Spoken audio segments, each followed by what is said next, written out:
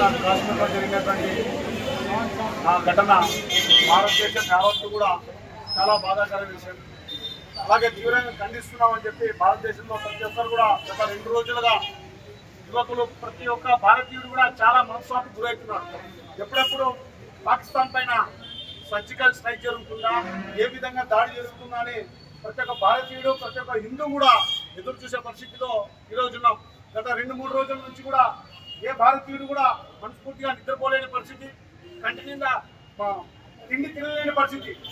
ఎందుకంటే ఈరోజు మన ఆత్మగౌరవం పైన కొట్టినటువంటి సంఘటన ఇది కొట్టారు కాబట్టి ప్రతి ఒక్క భారతీయుడు ఇప్పటి నుంచైనా తెలుసుకోవాల్సిన అవసరము బాధ్యత ఎంతైనా ఉంది. ముఖ్యంగా హిందువులు ఈరోజు జరిగినటువంటి ఘటన హిందువుల్ని ఎతికి మరీ ఐడెంటిటీ చూసి మరీ చిన్న చిన్న పిల్లల ముందు భార్యల ముందు మన ప్యాంట్ తిప్పి చేసినటువంటి ఘటన. ఇది ఒక హిందువులు ఒక రక్తం మరిగే విధంగా తీసుకోవాలని చెప్పి ప్రతి ఒక్క హిందువుకు నేను తెలియజేసుకుంటున్నాం. యువకులు కూడా ఈరోజు కుటుంబంలో కూడా చర్చించుకోవాల్సిన అవసరం ఉంది. తిండి తినేటప్పుడు ఇది జరిగినది ఎక్కడో కాశ్మీర్లో జరిగింది, అక్కడ జరిగిందనే కాదు, రేపొద్దున ఎక్కడైనా జరగచ్చు, ఏ హిందువుకైనా జరగచ్చు. కాబట్టి మనం అందరూ కూడా చైతన్య అవసరం ఉంది. హిందువులందరూ మేల్కోవాల్సిన అవసరం ఉంది. కాబట్టి ప్రతి ఒక్క హిందువులు కూడా సాయంత్రం ప్రతి ఒక్క దగ్గర కూడా ఈ దేశంలో నలుమూలలో ఎక్కడ చేసినా ముఖ్యంగా మరి ఆదూరులో కూడా యువకులు అందరూ కూడా బయటకు రావాల్సి ఉంది. ఈరోజు సినిమాలకి ఏ విధంగా అయితే కూడా ముందుకెళ్తారో, ఏదైతే టూర్ అంటే పోతారో, క్రికెట్ అంటే పోతారో, ఈరోజు మన మీద జరిగిన దాడిని ప్రతి ఒక్క హిందూ యువకులు బయటకు రావాలి. తిలకం దిద్దుకుంటూ నా హిందువుకు జరిగింది అని బయటకు వచ్చి కుటుంబంతో కూడా రావాల్సిన అవసరం ఉంది. పిల్లలను కూడా రావాల్సిన అవసరం ఉంది.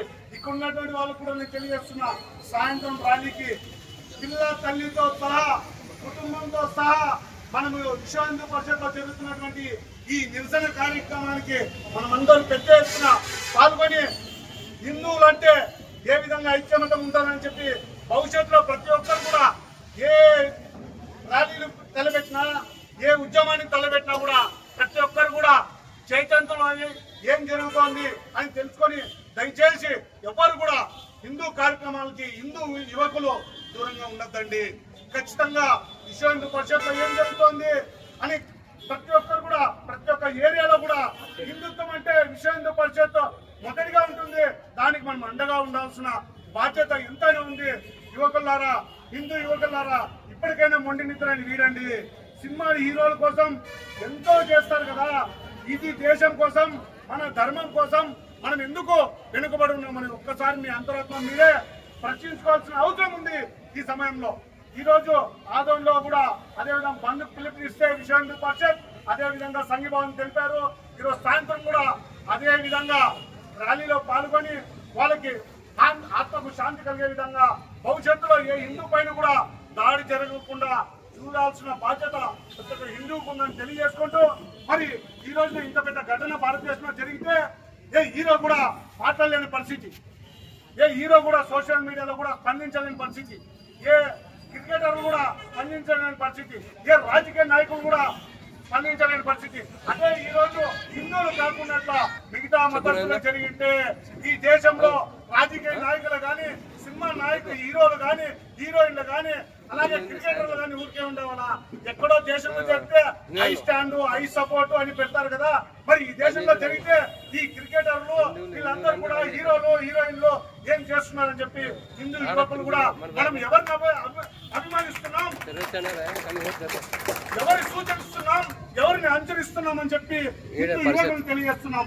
ఈరోజు అనుసరించాల్సింది, ఆచరించాల్సింది, స్ఫూర్తిగా తీసుకోవాల్సింది ఈ దేశం కోసం ప్రాణ త్యాగాలు చేసినటువంటి భగత్ సింగ్ లాంటి వాళ్ళని, ఛత్రపతి శివాజీ లాంటి వాళ్ళని, అల్లూరి సీతారామరాజు వాళ్ళని, వాటి వల్ల మనం స్ఫూర్తిగా తీసుకోవాలి. కానీ ఇలాంటి చెత్త వాళ్ళు రీల్స్ లో తప్ప రియల్ లో పనికి మారిన వాళ్ళని కాదని చెప్పి హిందూ యువకులు తెలియజేస్తున్నా.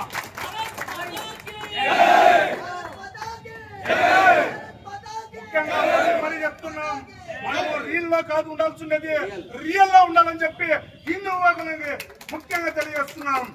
మరి ఈ రోజు ఈ అవకాశం ఇచ్చినటువంటి వాళ్ళందరూ కూడా నమస్కారాలు తెలియజేసుకుంటూ సాయంత్రం కుటుంబం సమేతంగా అందరూ కూడా కలవాలని కోరుకుంటున్నాం. జై శ్రీరామ్.